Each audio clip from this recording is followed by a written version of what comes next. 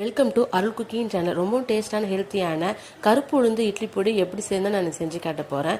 200 gram கருப்பு உளுந்து நல்லா வறுத்து எடுத்துக்கிட்டு கொஞ்சமாக மிளகு சீரகத்தையும் போட்டு நல்லா வறுத்து எடுத்துக்குங்க.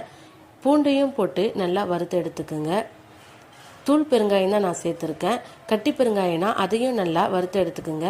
காஞ்ச மிளகாவையும் நல்லா வறுத்து எடுத்துக்குங்க. சிம்மில் வச்சே வறுத்து எடுத்துக்குங்க. கருவேப்பிலையும் போட்டு வறுத்து எடுத்துக்கிட்டு கருப்பு எள்ளையும் வறுத்துக்குங்க. கருப்பு எள்ளு ரொம்ப அதிகமாக வறுக்கக்கூடாது. லைட்டாக அது வெடிப்பு வரும்போதே எடுத்துக்குங்க. அப்படி இல்லைன்னா கசப்பு தன்மை வந்துடும். இது எல்லாம் நல்லா வறுத்ததும் ஆற வச்சுட்டு ஒரு மிக்சி ஜாரில் ஃபஸ்ட்டு காஞ்ச மிளகாய் அதுக்கப்புறமா பூண்டை போட்டு நல்லா அரைச்சிக்கிட்டு அதுக்கப்புறமா மிச்சம் இருக்கிறது எல்லாத்தையுமே சேர்த்து அரைச்சிக்கோங்க. அப்போ தான் நல்லா அரைக்கும். இது எல்லாமே ஒரு ஸ்டோரேஜ் பாக்ஸில் போட்டு ஸ்டோர் பண்ணி வச்சுக்கோங்க. இட்லி பொடிக்கு நல்லா நெய் காய்ச்சி ஊற்றி சாப்பிடும் போது டேஸ்ட் சூப்பராக இருக்கும். உடம்புக்கும் ரொம்ப ரொம்ப நல்லது. அருள் குக்கிங் சேனலை லைக் பண்ணுங்கள், ஷேர் பண்ணுங்கள், சப்ஸ்கிரைப் பண்ணுங்கள். தேங்க்யூ ஃபார் வாட்சிங்.